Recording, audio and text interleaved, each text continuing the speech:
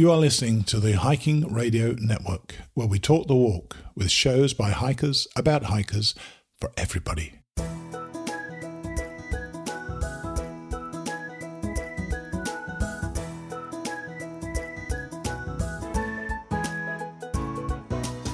Mighty Blue on the Appalachian Trail, the ultimate midlife crisis. Join Steve and his guests every week as he staggers from Georgia to Maine.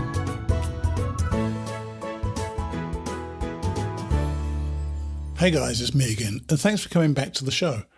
You are listening to episode number 375 of the podcast, Mighty Blue on the Appalachian Trail, the ultimate midlife crisis. I'm your host, Steve Adams, and as you doubtless know by now, I'm currently out hiking on the Appalachian Trail for 5 days. So this week, our show is missing catch-ups with our class of 2023. That being said, we've got a terrific guest today. Al Marriott, otherwise known as Lookout, is a fellow Brit who's a real adventurer and traveller. He set his sights on the AT last year and headed over to get it done. His approach is very understated, and he shares some great stories with us, including an extremely nasty one about a particularly windy night. After Al, we'll be going straight to the rest of the chapter I was reading last week from Then the Hail Came. Next week, I'll be back again and normal service will be resumed. So let's get to it and meet Al Marriott, or Lookout. So today we've got another listener recommendation. This is Al Marriott, or Lookout. Hey Al, thanks for coming on the show. Hey, good to be here.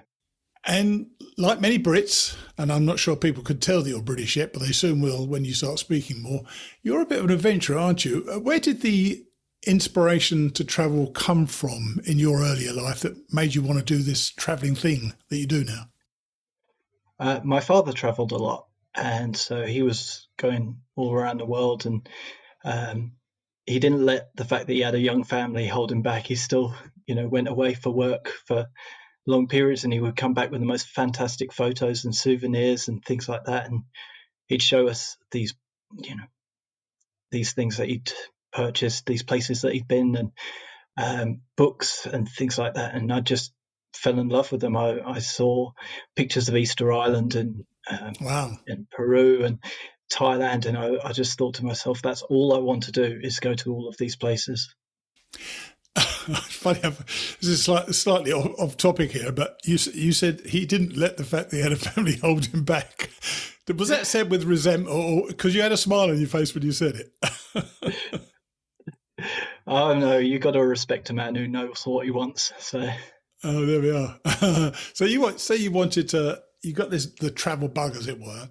So tell us what you've been doing in that type of space before you decided to hike the AT last year, because you've done a bit of traveling recently, haven't you? So talk about what you've been doing.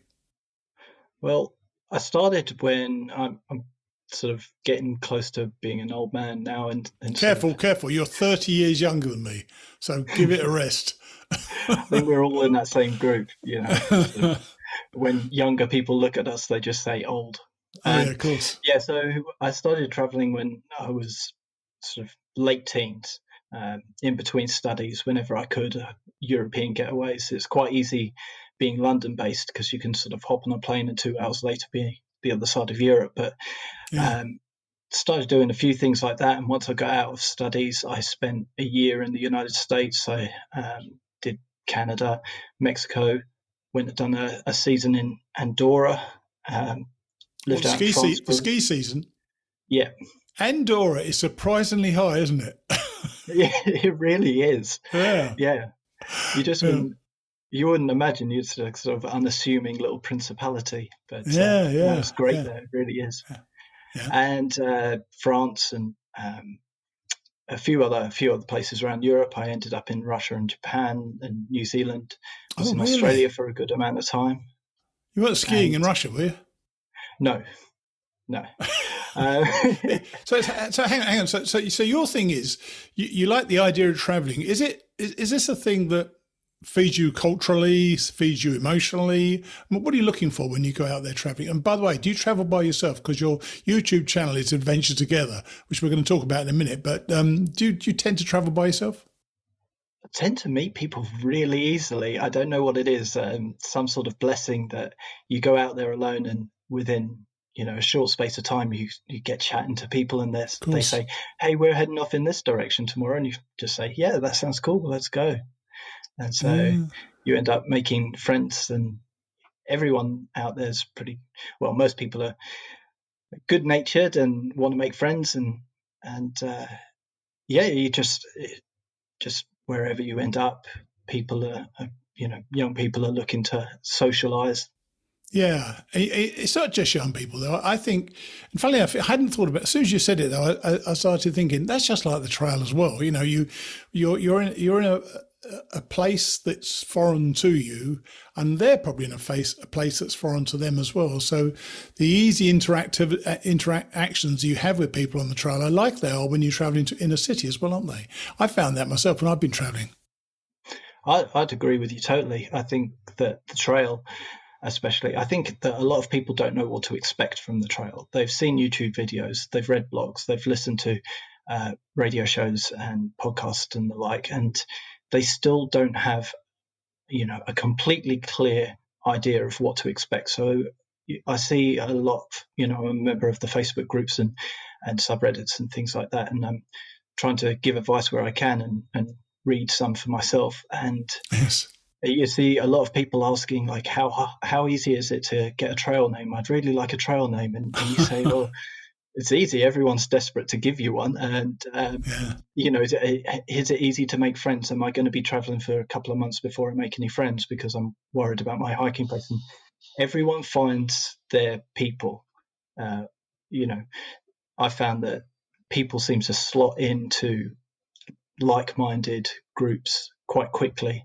Yeah. And you do, like you say, you do seem to meet people, and people do want to socialize and sort of team together. It's camaraderie, and you need that company. Sometimes some people are wired different. They can go through the whole thing solo, and a lot do. But I think that in my opinion, I think that a lot of people do like to have the support network of a group that kind of pick them up when they're feeling a little bit low and they're struggling on trail. And I'm going to talk about your tramily in a minute because you came together very, very quickly, but we'll talk about that in a minute. And so you went on all this travel, and you said you told me before you also went to New Zealand and Australia and Thailand and so on. And I noticed when I looked through your YouTube channel that you didn't actually start with the AT hike. A lot of people actually set their YouTube channel up to do the AT hike. Why did you start Adventure Together? What was that? What was the motivation behind that? It was originally just going to be a travel blog. There's 1,000,001 travel blogs out there, so it's hard to make in the space. But that's what it was. It was kind of a place to store videos of my travels. What I found is that I believe that my making videos, it retains the memory so well. When you watch them back, you feel like you're back in that moment in a way that looking at your photos doesn't. So I started making videos because I just enjoyed it, and I wasn't so good at it. It took a while to sort of get a bit better at them, but I'm not saying I'm an expert yet, but they were pretty basic back then. Yeah, so when COVID came along, that kind of wiped out any idea or any plans I had of travel, because traveling across borders required.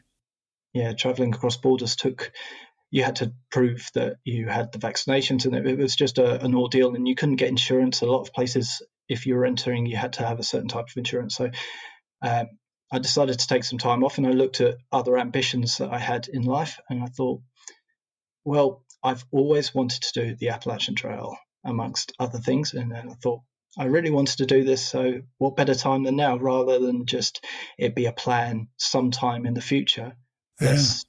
Let's do it. Let's pull the trigger. I've got nothing else going on.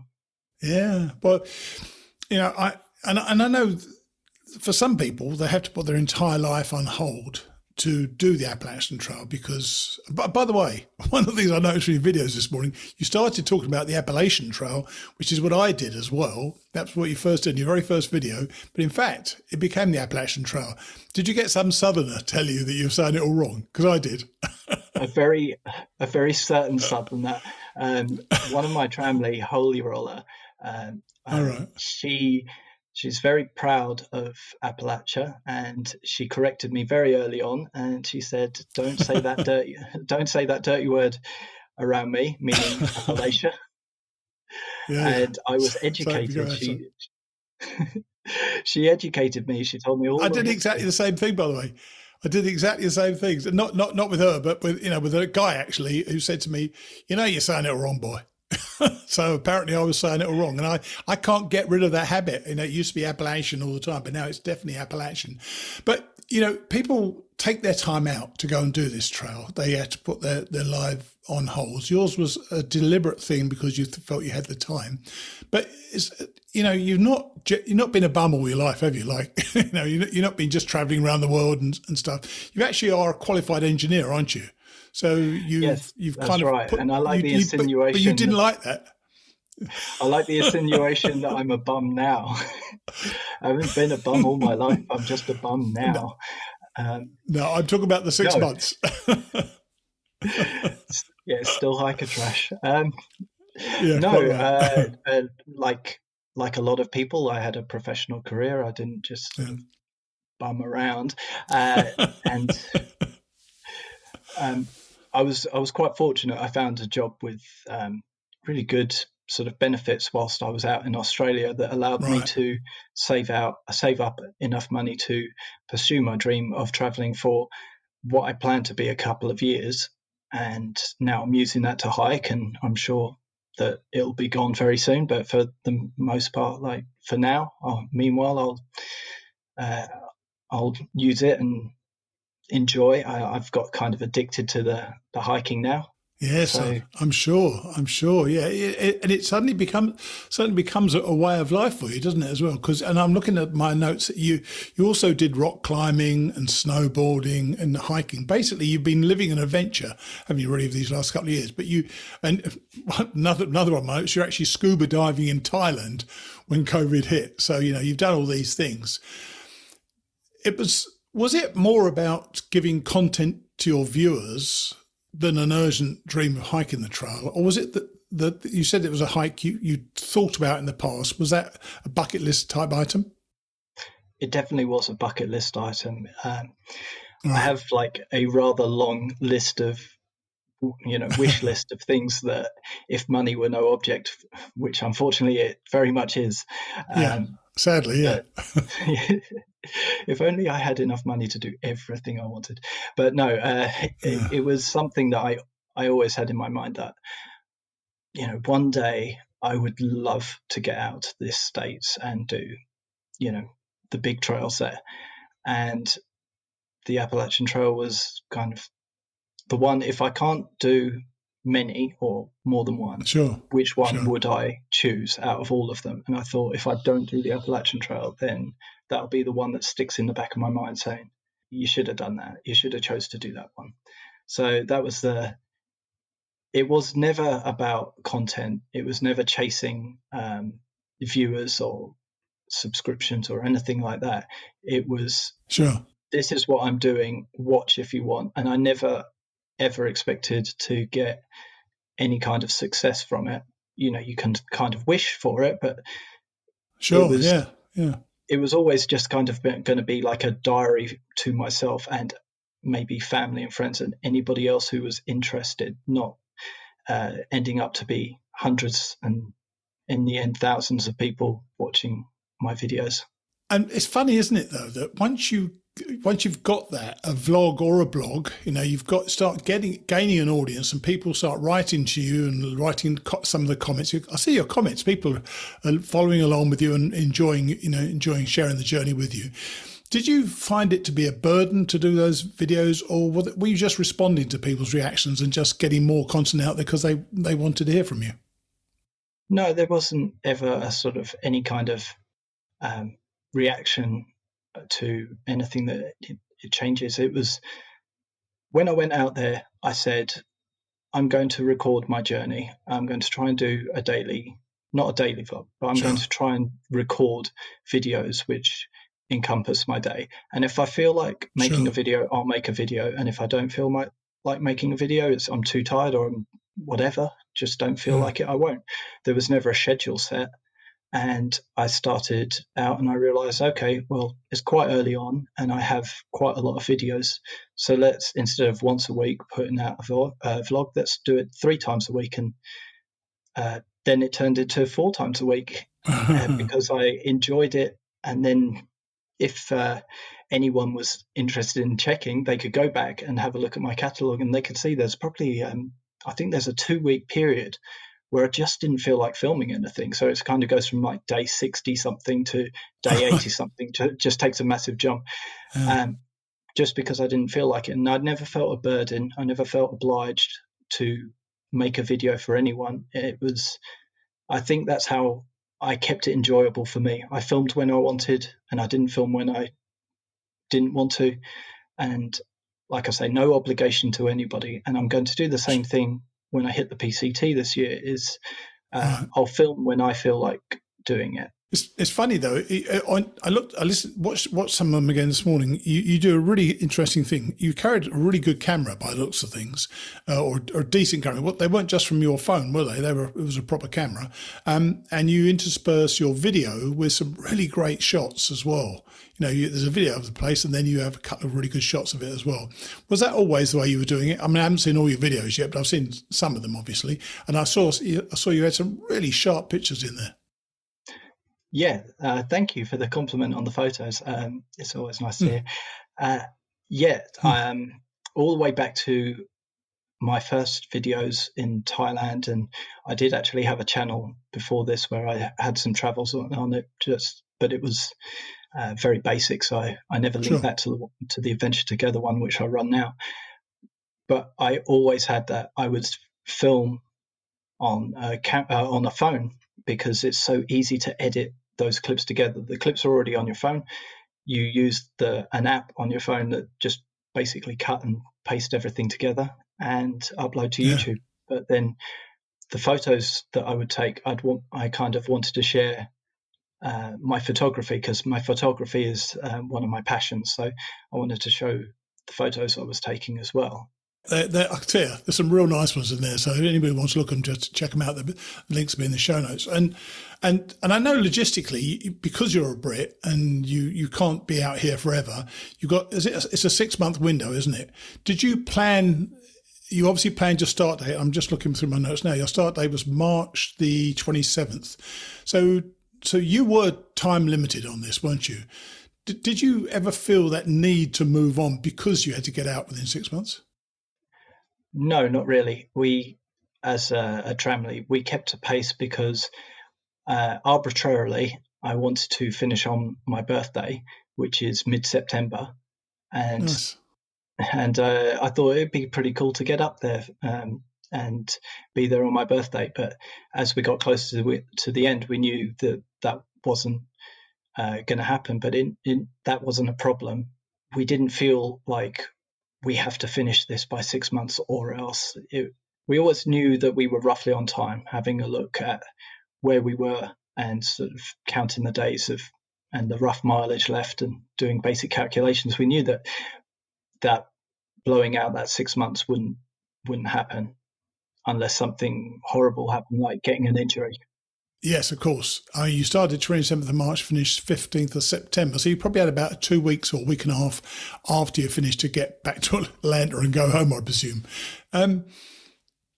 Those first few days on the trail, you found them pretty taxing, didn't you, physically, because you were expecting to feel prepared. What happened? Yeah, so I teach sport for as a job, and I thought, I'm pretty physically fit. I go running, most days of the week, and this will be a breeze. People were talking about getting your hiking legs, and I thought, well, yeah, I will need to get my hiking legs, but I'm not starting from base zero. And I hit those steps at Amicalola, and about 80 steps later was bent over the balustrade, desperately trying to suck air. Yeah, exactly.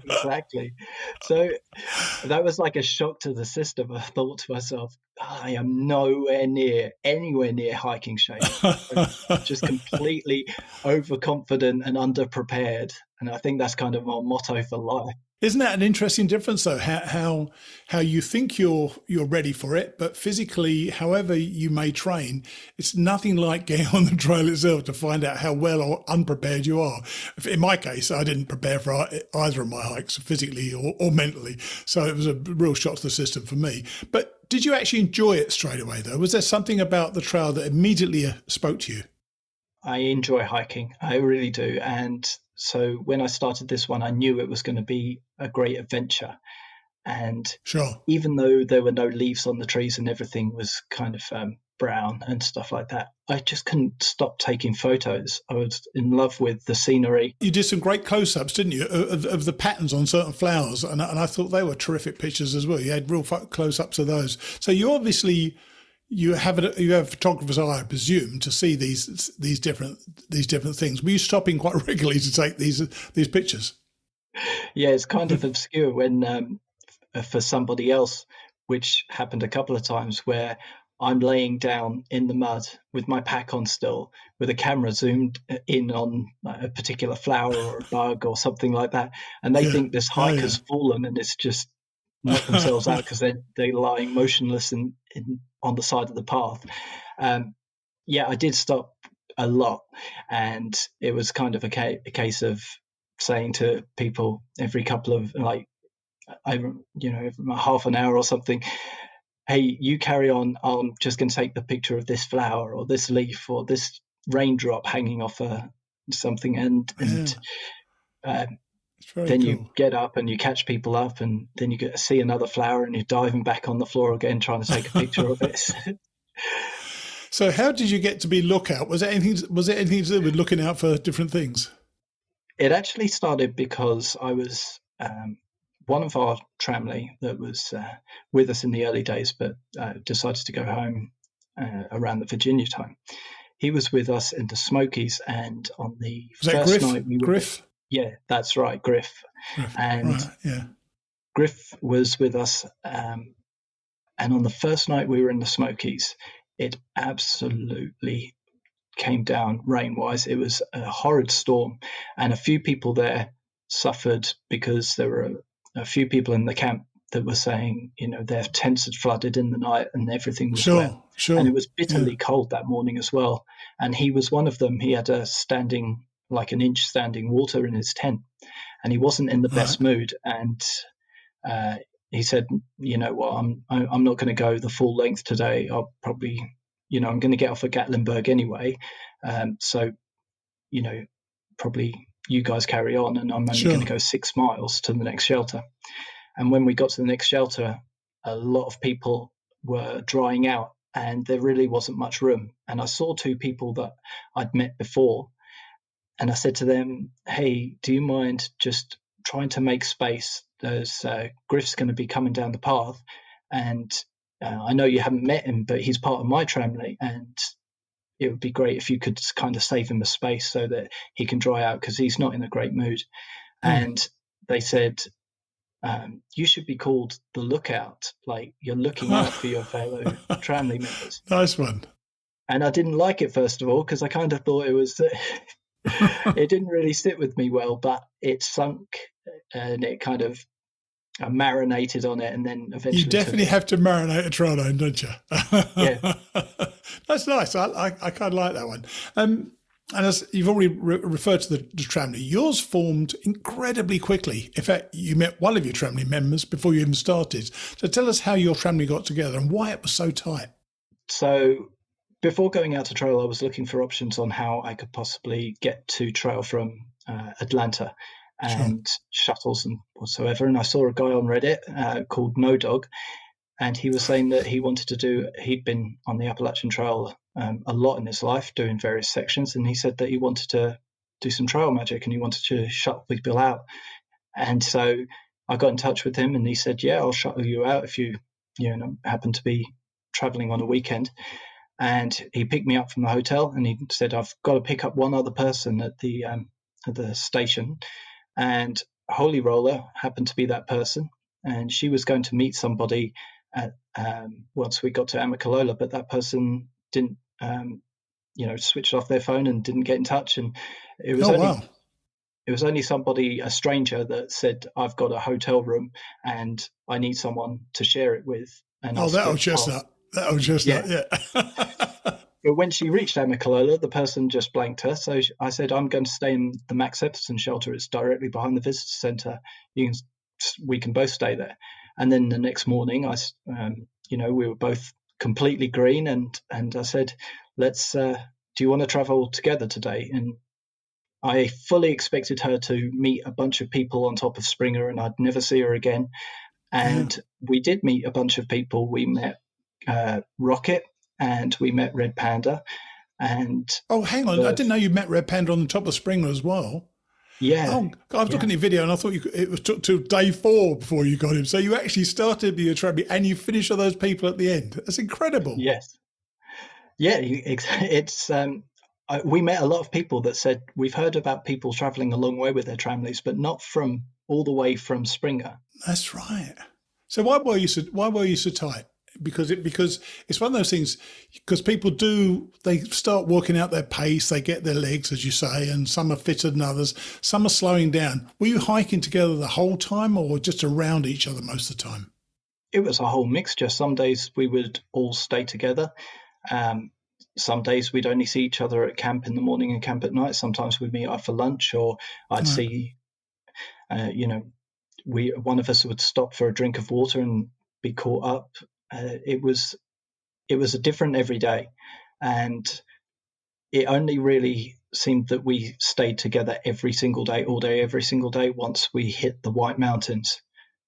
Once we went up Mount Moosilauke, from then on, we spent all day, every day together. But prior to that, it was, people need their headspace, and you can't be around the same people all day, every day. So sometimes, one or all of us would say, "You know what, I'll just see, we're all going to meet at camp, so I'll see you there," and just do our own thing for the day. But before you got to Maine, I think it was Virginia. I may be wrong. And you were camping one night, and it had been raining. I'll talk about the rain in a minute. You had a bit of a rude awakening at about 5 o'clock in the morning. Tell us about that. That sounds just horrendous. Well, to plug a video I've recently done, I spoke about this on one of my most recent videos. There was it'd been a storm for about a solid 4 or 5 days, and we'd been in the Weary Feet hostel, and the river that they've got running down the front of their land, that burst its banks and flooded almost up to the doorstep where we were, and so there really wasn't any getting out of the hostel, so we were all sort of prisoners of the tide. And after 3 nights there, the flood waters receded, and we were desperate. We had cabin fever. We just wanted to get out. Nothing wrong with the hostel, just, after sitting there spinning your wheels for a few days, you're desperate to get back on trail. And we pounded through the water that was cascading down the trail, and we ended up not being able to find a place to camp because I think everybody left Bland roughly at the same time. And so the trail, any kind of dispersed camping area, was full.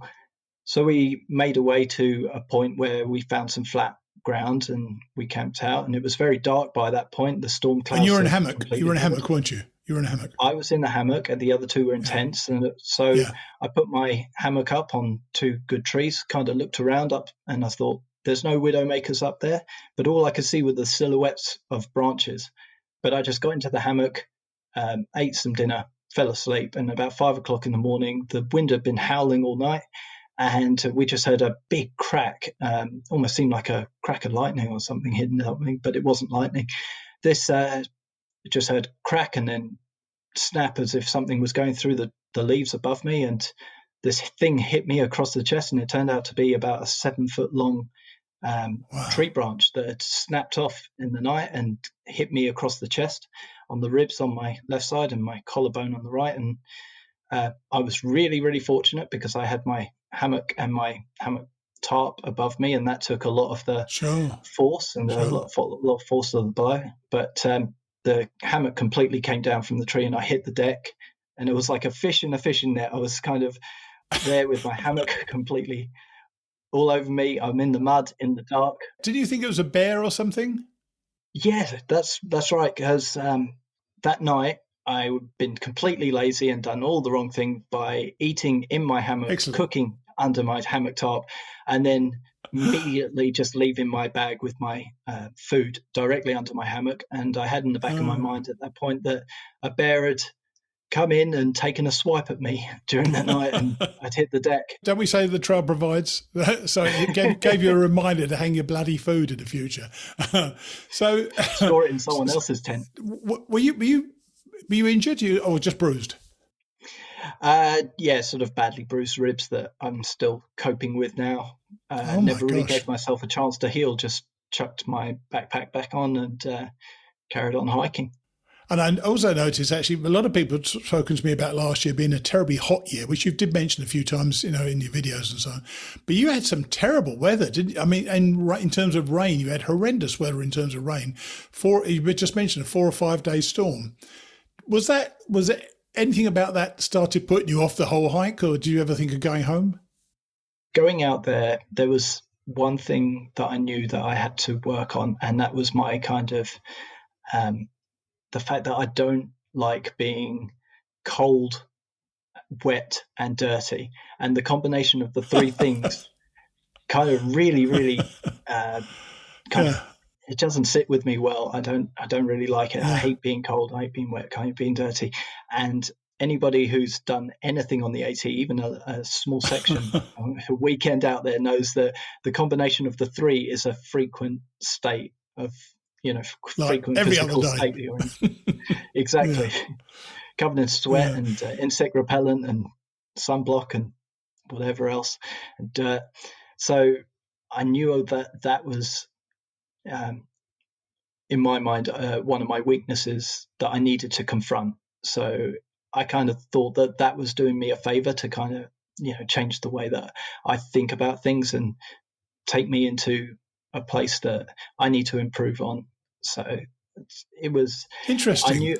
I didn't enjoy it, but I kind of saw it as a learning experience. And did you, because I took some notes here about the AT, we often ask how it reveals character and reveals parts of you that you didn't know you could do, or things you thought you could do, but you couldn't do.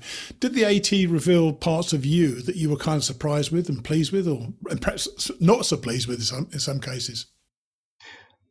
Well, definitely those three things that I mentioned last. It was just a complete, I was just avoiding any kind of being uncomfortable, any kind of combination of those three.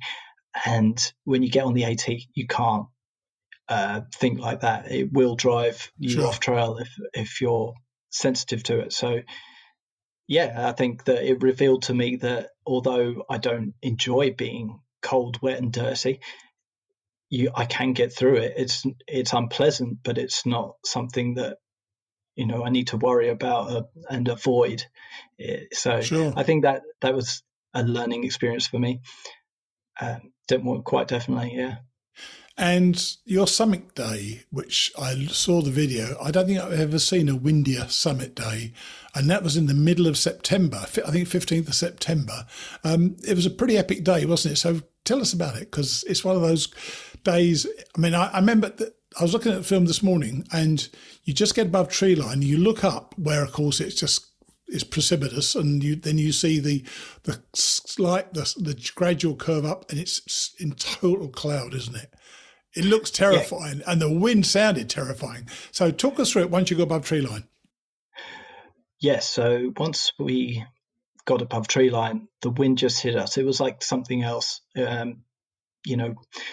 walking out of your house on a windy day, you're protected from it. The trees were protecting us from it. There was a breeze and we could feel it and we could hear it. But once we stepped out of the tree line, it was like being, somebody trying to physically push you over. It was very, very strong wind. That's not a good place to be pushed over either, is it? No, and there's all those rock scrambles. Yeah. And what's amazing is that we were kind of taking our time, and we had people that were camped, the same camp as us, that we'd started earlier than them. And these people were like, here as they come flying up past us. Hey guys, good luck getting up there. And they're just flying up those rocks. And then we're still walking. We're seeing them come back down and congratulating them, well done. And they're like, you're almost there. And you know that thing when somebody says you're almost there, you've got like another 5 miles to climb. Yeah. It felt like it. And the higher up we got, it wasn't just wind. It felt like it was ice. And Red Panda, he didn't have any gloves with him. He'd got rid of the gloves because he thought he didn't need them. And his hands, they were so cold, he had to keep them in his pocket and put his trekking poles in my backpack because he couldn't have his hands out of his pocket. He was clutching hand warmers just stave off frostbite. Sure. Sorry, it's like a tongue twister. And it started blowing ice, and it was like a snowstorm up top, and we could hardly stand up on the rocks by the sign because the wind, every time we stood up straight, it was just blowing us over. You know what? It's the sort of thing, though. It's almost how that journey should end, isn't it? It was true epic, wasn't it? The frost was forming all around you. I could see on the video. Your video is very visceral. It feels like I could feel it. I was almost shivering as I was going up there. I thought, my God, that's a nightmare. And then you eventually get to the sign. It gets very emotional and so on, which is always a great thing.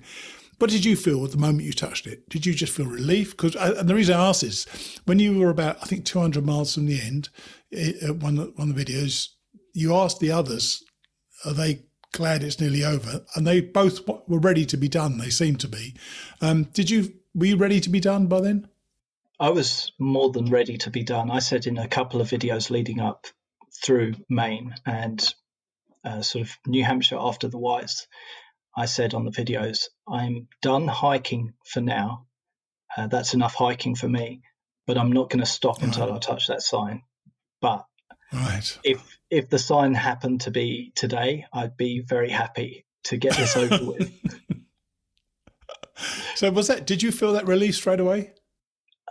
You know what? It definitely was a relief, but not for the reason you're thinking. It's because I wanted, and Holy Roller did too. I mean, we all did, but I really, really wanted Red Panda to finish. He really needed it. And I hope he doesn't mind me saying this, but he only set out, there's a story, and I hope you don't mind me sort of briefly touching on it. He was sat at home and he didn't have much support going into it. His grandmother gave him a lot of support, but not much else. And he said that one day he was having a look at the National Geographic map of the Appalachian Trail, and his brother looked over and just said, there ain't no way. Not you, man. Other people, but not you.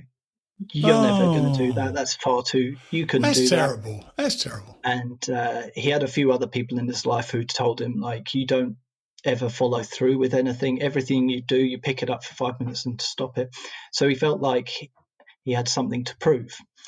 And he said, if I make it to Damascus, I'll be happy. And he made it to Damascus. And we convinced him to go on. And there was a point where he said, you know what, I am done. 1,800 miles, that's me. I don't need to go the full way.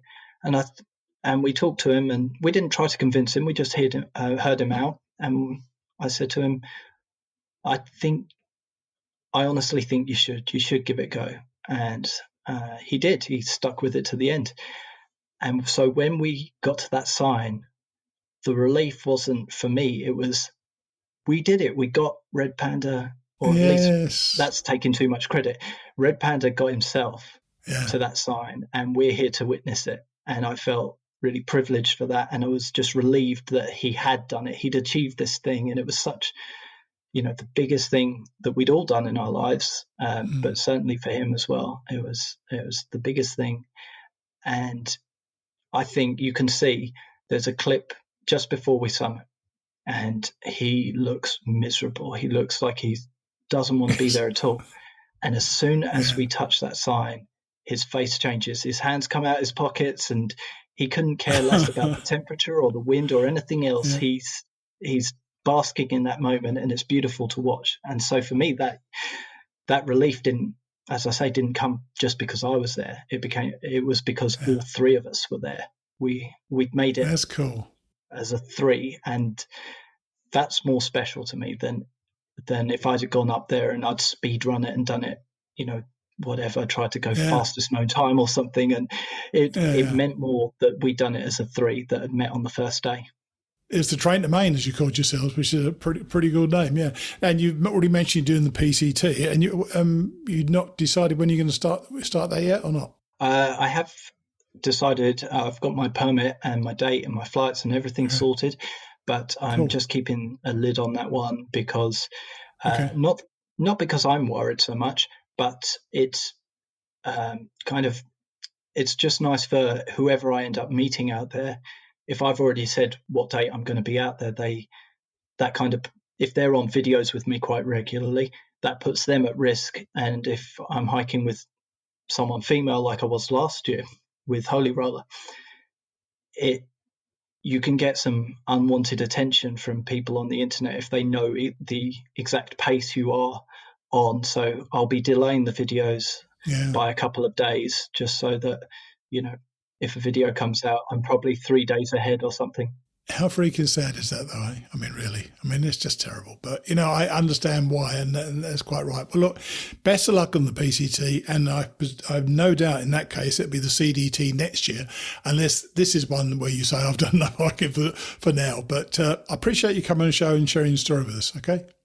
Well, thank you for having me. I really appreciate the invite, and it was fantastic to speak to you, and a privilege to be on your show. Thank you for inviting me. Good to speak to you, man. Okay, take it easy, okay? Thank you. Cheers, bye. I've got a few things to say about that interview, and I think they're quite reflective of what a nice guy Al is. His description of how he felt at the summit of Katahdin was one that I'd never heard before. While, of course, it was epic for his own hike, yet he and his hiking partners were so pleased that Red Panda had been able to follow through and get the trail done.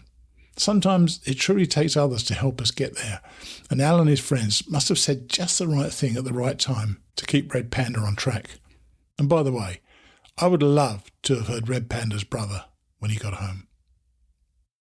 And the other laudable thing was Al's concern about the safety of his fellow hikers when it comes to posting on his YouTube channel. I thought that spoke a lot to his character.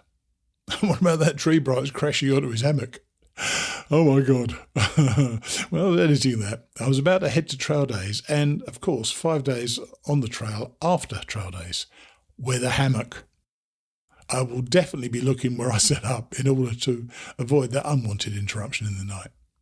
So now, with no middle section, we're going to move on to Then the Hail Came with George Stephanos. Remember, if you're at trail days, please pop over and say hi to me and my fellow authors in the author's tent. I'll see you next week. Thursday the 18th of August 1983, mile 1532.6. It has just occurred to me that I've not spent many nights in shelters recently. Since resuming my trip in New York following my brief hiatus, I have slept in one monastery, one refurbished old farmhouse, one motel, 2 shelters and pitched my tent on 7 nights. It's been interesting, but I would like to cut down some on the tenting. Doing it so often is starting to become a drag. Tonight I'm staying at the Dalton Community Centre. They have a colour television, hot showers, a sauna, a pool and some padded wrestling mats on which we can sleep. It's a wonderful stop for a backpacker and it's nice to be clean again. Today the forecast called for scattered morning showers. The forecast was wrong. It rained. Sometimes it drizzled, the rest of the time it came down steady. It rained all day. It never stopped. I waited until 8 o'clock this morning for the scattered shower to let up. Finally I gave up and packed everything I could pack inside my tent. When everything else was loaded, I set my backpack outside and managed to squeeze my tent into its stuff sack and strap it onto my pack before the rest of my gear became too wet. Nevertheless, I felt fortunate to be hitting a town today where I could dry out. I set out at 8:40, yet another early bird start on the trail in Massachusetts. I atoned for this somewhat by hiking the 4.5 miles to October Mountain Shelter by 10:15. The water supply was reported to be unfit to drink, and the shelter itself was quite run down. It was 46 years old and located a mere 1/10 of a mile from a road. Naturally, it had been heavily used and abused. On the other hand, it was a place to get out of the rain for a while. I took my only break of the day there, sitting down for 45 minutes, eating the last of my munches and drinking 2 cups of tang. All the water I drank today was flavoured with tang. The water in my canteen was Finity pond water, which I had boiled last night. Boiled pond water is never going to replace Perrier on the tables of the rich and snobbish. It was 11 miles from the shelter to Dalton, and I covered it in 4 hours, arriving at 3 o'clock. If I had to encounter rain on the trail, today was as good a day as any. The AT passed through handsome forests of pine, spruce and hemlock, but there were no views to speak of. There were no long climbs either, and very few short, steep stretches. I only came close to falling and breaking my neck twice, and each time I barely managed to keep my feet.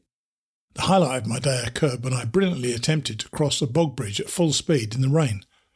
Bog bridges are wooden walkways built across muddy areas to prevent heavy hiker traffic from tearing up fragile wetlands. Soggy, smooth wood is only slightly less slippery than ice. But I was cruising along in high gear on autopilot and didn't even consider what I was attempting. Bad move.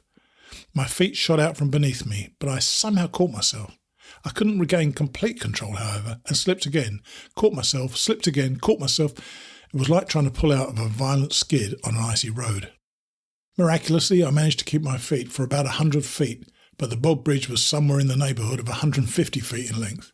Eventually, my luck ran out. As I tried to catch myself one last time, my left foot landed between 2 of the crosspieces.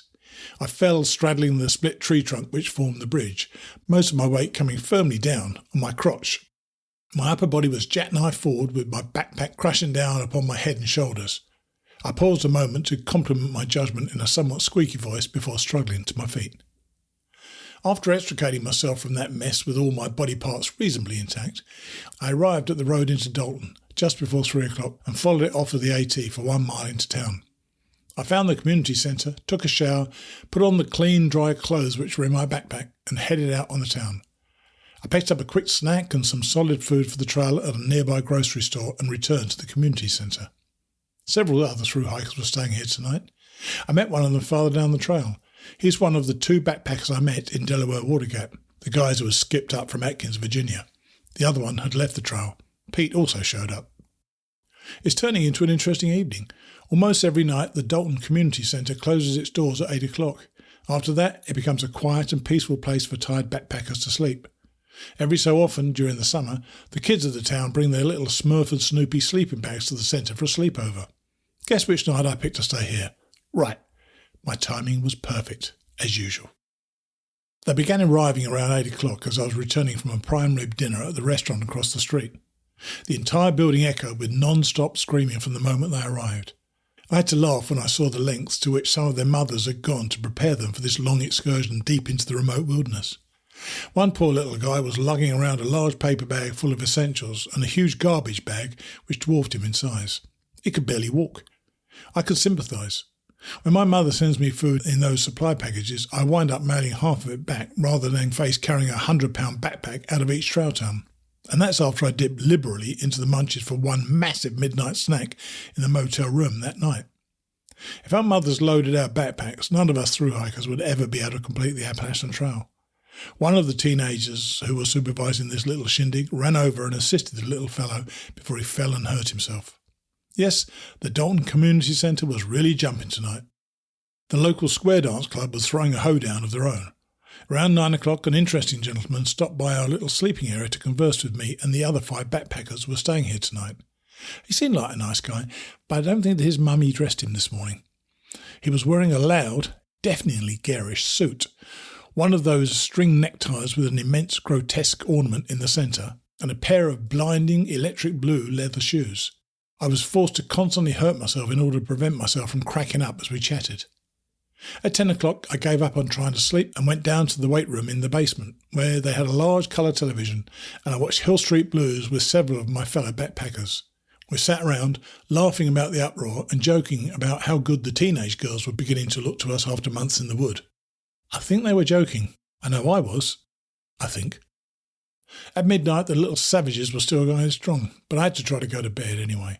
I must hike 17 miles tomorrow by 5 p.m. in order to meet my mother on the summit of Mount Greylock. Before going downstairs, I washed my hiking shorts in a sink in the bathroom. They are the only item of clothing I'll be wearing tomorrow for which I do not have a clean change. I know that they will not be dry by morning, but they were soaking wet from the rain today anyway. I got most of the mud out of them, and at least they no longer smell quite so ripe. I'm going to try to sleep now. Despite all the excitement, this has been a great stop on a day when I really needed an emotional lift. I'm indebted to the citizens of Dalton for their generosity. They have some really cute kids with impressive lung power. Friday the 19th of August 1983, mile 1549.9. The one damper on my enjoyment of the community centre last night was meeting a couple of backpackers who had given up on through hiking and had spent the past several nights at the centre, just leeching off the generosity of the people of Dalton. The one thing they ask of us is that we limit our stays to a single night. Jerks like these guys risk screwing up the deal for all future real through hikers, and I hated to see that. Note, several years later I heard a rumour that the Dalton Community Centre no longer welcomes backpackers, for the reason that I mentioned in 1983. It's a shame, but I cannot say that I blame them. I fell asleep fairly quickly last night, in spite of all the noise. Did you ever notice that when 10 or more young children get together, they can create one long, continuous scream? How do they do that? I woke this morning before 7 o'clock, threw my clothes on, and headed across the street to the restaurant for breakfast. Well, breakfast, really. When I returned to the centre, it finally occurred to me that I could dry my shorts with the electric hand dryers in the bathroom. I angled the blasts from two together, and my shorts went from dripping wet to a bit damp in 5 minutes. I could head out on the trail without the worry of chafing my tender pink butt. Pete was hurting badly this morning from several nagging injuries, and his spirits were in the basement. He was talking about quitting the trail. I told him about the time in Central Virginia when I was in a similar state and how that 1 8-mile day recharged my batteries, so he decided to try to hike a half day to the town of Cheshire this afternoon. I said goodbye to him at 8 o'clock and hit the road. I was back on the Appalachian Trail, headed north by 8:20. In order to reach the summit of Mount Greylock by 5, I would now need to average 2 miles per hour, rest breaks included. A ton of climbing loomed ahead of me, and I had hoped for an earlier start, but I'm growing accustomed to beginning a day like this with my back up against the wall. Same old story. I'd done it to me again. The initial mile and a half was a piece of cake. I knocked it off in less than a half hour. The AT followed broad, grassy woods roads with but a few short climbs. After that, the going became more difficult, but it was still no major ordeal. The terrain I traversed between Dalton and Cheshire was typical of the Berkshires. Long, relatively flat ridge crests covered with boggy areas. Vast expanses of luxuriant fern growth in great variety carpeted the forest floor. The ridges were densely wooded, frequently featuring cool, dark coniferous forests. The Appalachian Trail often followed old woods roads, and there was a scarcity of extensive views. I passed 2 more of the signature mountain tarns of this range, Anthony Pond and Gore Pond. The Berkshires were an area of quiet beauty on the AT, connecting the more rugged and spectacular sections, traversing the Taconics and the Green Mountains. Thick fog and patches of mist lingered in the woods throughout the morning, complementing the lush forest through which I walked. Bogs and ponds took on a distinctly primeval appearance beneath low-hanging shrouds of translucent vapour. Despite the fog, it was a warm morning, with the promise of a hot, hazy and humid afternoon. I hiked the first 9 miles with one 15-minute stop at Anthony Pond. The only views of the morning came from a series of partially wooded cliffs known as the Cobbles, about 2 miles before Cheshire. The fog had only just begun to burn off when I passed over them, and thus the views were extremely limited. The final mile into downtown Cheshire was on paved roads, crossing the Hoosic River and passing a monument to Cheshire cheese, an early industry of the town. Funny, but until I saw that, it had not occurred to me exactly how few really good cheese monuments that there were on the Appalachian Trail. I stopped at a grocery store near the centre of town for lunch. I had a litre of Coke, a pint of strawberry ice cream and 6 large cinnamon buns. It was my 3rd consecutive restaurant or store-bought meal. Life is good. I took a long break at the store in preparation for the final 8 miles of the day, virtually all uphill. I was back on the Appalachian Trail by 1 o'clock, leaving myself about 4 hours to cover that stretch and still be on time for my scheduled meeting. The first mile out of Cheshire climbed along paved roads until the AT crossed a field and entered the forest. The long ascent of the Greylock Range was steady and gradual, with one lone steep scramble that lasted less than a mile. As I climbed, the character of the forest changed. Greylock is of the Berkshires, and yet, in a way, a part of the Green Mountains into which the Berkshires merge a few miles north. The summit is 3491 feet above sea level, the highest point in the Berkshires and the rest of the state as well. The mountain has at least as much in common with the peaks of Vermont's Green Mountains as it does with the remainder of the Berkshires. Initially, I trod hemlock groves and forests of hardwoods that were signatures of the Berkshires. Gradually, as the elevation increased, these began to give way to a zone dominated by red spruce and balsam fir, trees indigenous to the woodlands of Canada and the mountains of northern New England. I had not seen balsam fir since the higher elevations of the Shenandoah National Park, and before that in the Mount Rogers area of southwestern Virginia. This was a major indication that the lowland portion of the Appalachian Trail was now behind me. The high country awaits once more. As I approached Greylock's summit, I passed through an alpine forest, stunted, twisted shrubs of dwarf fir and spruce. I had been making such good time I was able to dawdle along and enjoy the New England experience as well as the extensive views at the end. I reached Greylock's summit at a few minutes before 5 o'clock. A combination of high altitude and northern New England weather patterns combined to provide that location with a climate similar to northern Canada. Even on a sultry August afternoon, such as this one, the summit was cool and breezy. A paved automobile road winds its way up to the summit, where a monument to war heroes and a rustic establishment known as Bascom Lodge stand. The latter offers rooms and meals. I ran into my old buddy, Crazy Charlie, up there. He had spent the past few days at the lodge, working for room and board. He was as full of shit as ever, talking about hiking the Appalachian Trail north to the junction where Vermont's Long Trail splits off, following that trail to its northern terminus at the Canadian border and back, and then finishing the AT by October the 10th. I guess all things are possible, so long as he avoids crippling injuries to his hitching thumb. My mother showed up at 7 o'clock. Punctuality is not a dominant trait in my family. We drove into North Adams, Massachusetts, got a motel room and grabbed dinner at McDonald's. She's taken a vacation, so I'll be staying in motels with her for a while and day hiking in the Appalachian Trail. Tomorrow, I plan to cover the 6 miles from Greylock's summit to Massachusetts Highway 2. After that, I will hike the 15 to 20 mile sections of trail between road crossings until she goes home and I resume backpacking. It should make for an interesting change of pace and provide me with new and different adventures. Saturday, 20th of August, 1983, mile 1556.3. I hung around till 3:40 this afternoon before hitting the trail.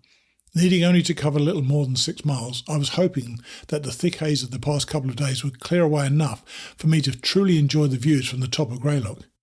As luck would have it, the haze slowly dissipated throughout the morning and the early afternoon, and it was beautifully clear when I returned to the summit to pick up my hike. The mountain panorama included the Berkshires in the south, the Taconics in the west, and the Greens in the north. It was chill and blustery, a powerful breeze attempting to blow me off the mountains, a true northern New England day. I met Pete on the summit as I was shooting a few photographs. His short day yesterday had worked the same magic upon him as mine had done for me in Virginia. He was flying high and determined once again to reach Katahdin. Due to his injuries, he was hiking another short day today, planning to stop for the night at Wilbur Clearing Shelter a few miles ahead on the north flank of Greylock. But with an attitude like that, I cannot see him failing in his ultimate mission. We talked for about 15 minutes before I set out on my own short hike. I carried my backpack today, but it weighed in at a mere 10 pounds. I had my chamois shirt, a canteen containing a cup of water, my camera, guidebook and a trail map. That lightweight was a big plus, particularly since the trail down the north side of Greylock was much more rugged than yesterday's ascent, with many steep and eroded sections. There were a couple of great views along the descent from the tops of 2 knobs. They overlooked the college town city of Williamstown to the north and the Green Mountains of Vermont in the background. Otherwise, the hike was an agreeable, uneventful trip through forests of spruce, ferns and northern hardwoods, a fitting conclusion to the Berkshires. I made it down to the road by 6:30. I had not expected to require that much time to descend 6 miles with little weight in my pack, but the combination of difficult footway and those wonderful viewpoints combined to slow me considerably. I've just realised something. As I hike along, I often meet other hikers who ask me where I began my hike and where I'm ending it. I used to tell them I'm trying to hike to Katahdin. Somewhere around Pennsylvania, that answer changed to I am hiking to Katahdin. A subtle difference, but extremely significant. The doubts are gone. Tomorrow is supposed to be a gorgeous day, and I will spend a good part of it in Vermont. I fought my way through the long, hot summer to the doorstep of northern New England. Maine awaits me. So does a mountain that the Indians named Katahdin. 582.2 miles to go.